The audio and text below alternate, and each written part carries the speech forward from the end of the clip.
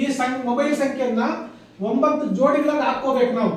ಇದರಲ್ಲಿ ಕೆಟ್ಟ ಸಂಖ್ಯೆಗಳು ಯಾವಿದ್ದಾವೆ ನೋಡೋಣ. ಫಸ್ಟ್ ಇದು ರಾಂಗ್ ನಂಬರ್, ಯಾಕಂದ್ರೆ ಇದು ತಂದೆ ತಾಯಿಗೆ ಅನ್ಯೋನ್ಯವಾಗಿರಕ್ಕೆ ಬಿಡೋದಿಲ್ಲ, ಮತ್ತೆ ಸ್ಟ್ರಗಲ್ ಕೊಡುತ್ತೆ. 81 ಸಂಖ್ಯೆ ಜೊತೆಗೆ ಈ 16 ಇದು ಫ್ಯಾಮಿಲಿ ಲೈಫ್ ಅಲ್ಲಿ ಇಶ್ಯೂ ಇರುತ್ತೆ, ಫಂಡ್ಸ್ ಬರಲ್ಲ, ಏನಾದ್ರೂ ವ್ಯವಹಾರ ಮಾಡಕ್ ಇದು ಸ್ಟ್ರಗಲ್ ಕೊಡುತ್ತೆ.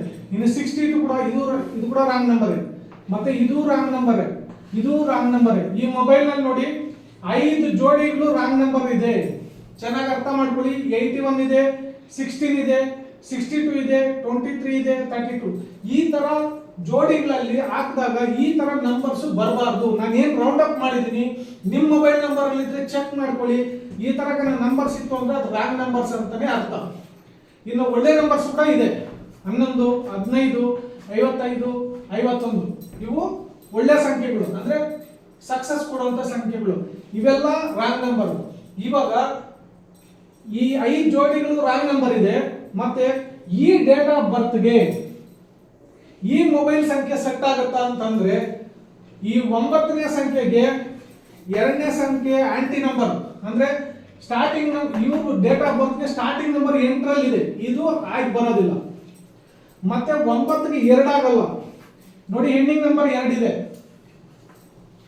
ಇವರು ಏನ್ ತಿಳ್ಕೊಂಡಿದ್ದಾರೆ, ನನ್ನ ಡಿಸ್ನಿ ಸಂಖ್ಯೆ 1, ಅದಕ್ಕೆ ಒಂದೇ ಸಂಖ್ಯೆಯಲ್ಲಿ ಇಟ್ಕೊಂಡಿದ್ದಾರೆ. ಟೋಟಲ್ ಕೂಡಿದ್ರೆ ಕರೆಕ್ಟ್ ಇದೆ, ಯಾಕಂದ್ರೆ ಮ್ಯಾಚ್ ಆಗುತ್ತೆ. 9ಗೆ 1 ಆಂಟಿ ಏನಿಲ್ಲ, ಮತ್ತೆ 1 ಫೇವರೇಬಲ್. ಇಲ್ಲಿ ಅರ್ಧ ಸಕ್ಸಸ್ ಕೊಡುತ್ತೆ, ಮತ್ತೆ ಅರ್ಧ ಪ್ರಾಬ್ಲಮ್ ಕ್ರಿಯೇಟ್ ಮಾಡುತ್ತೆ ಈ ಮೊಬೈಲ್ ನಂಬರ್. ನಾನು ಅದಕ್ಕೆ ಹೇಳ್ತಾ ಇರೋದು, ಮೊಬೈಲ್ ನಂಬರ್ ಚಾಯ್ಸ್ ಮಾಡ್ಬೇಕಂದ್ರೆ ನಿಮಗೆ ಇದ್ರ ಬಗ್ಗೆ ಡೀಟೇಲ್ ಗೊತ್ತಿರಬೇಕು. ಇದ್ರ ಬಗ್ಗೆ ಯಾರಿಗೆ ಡೀಟೇಲ್ ಗೊತ್ತಿಲ್ವೋ ಅವರು ಮೊಬೈಲ್ ನಂಬರ್ನ ಹೆಂಗಂದ್ರೆ ಹಂಗೆ ತಕೊಂಡ್ರೆ ಸಕ್ಸಸ್ ಕೊಡಲ್ಲ. ಬಿಸ್ನೆಸ್ ಮಾಡ್ತಾ ಇರ್ತೀರಾ, ಒಂದು ಮೊಬೈಲ್ ನಂಬರ್ ತಗೊಂಡ್ಬಿಡ್ತೀರಾ, ಆಮೇಲೆ ಸಕ್ಸಸ್ ಆಗಿಲ್ಲ, ಬಿಸ್ನೆಸ್ ಆಗ್ತಾ ಇಲ್ಲ, ಅದು ಬಿಸ್ನೆಸ್ ನಲ್ಲಿ ಏನು ಏಳಿಗೆ ಆಗ್ತಾ ಬಂದಿದ್ದ ಐಟಮ್ಸ್ ಎಲ್ಲ ಹಂಗೆ ಸ್ಟಾಕ್ ಆಗ್ಬಿಡ್ತಾ ಇದೆ, ಕಸ್ಟಮರ್ಸ್ ಬರ್ತಾ ಇಲ್ಲ, ಈ ತರ ಥಿಂಕಿಂಗ್ ಮಾಡಕ್ ಶುರು ಮಾಡ್ಬಿಡ್ತಾರೆ. ಕಾರಣ ಏನಂದ್ರೆ ಈ ತರ ರಾಂಗ್ ನಂಬರ್ಸ್ ಇರ್ತವೆ, ನೋಡ್ಕೋಬೇಕು. ಮೊಬೈಲ್ ನಂಬರ್ ಅಲ್ಲಿ ಬಿಸ್ನೆಸ್ ಮಾಡಬೇಕಾದ್ರೆ ಬಿಸ್ನೆಸ್ ನಂಬರ್ ಇರಬೇಕು, ಆವಾಗ ಸಕ್ಸಸ್ ಕೊಡೋದು.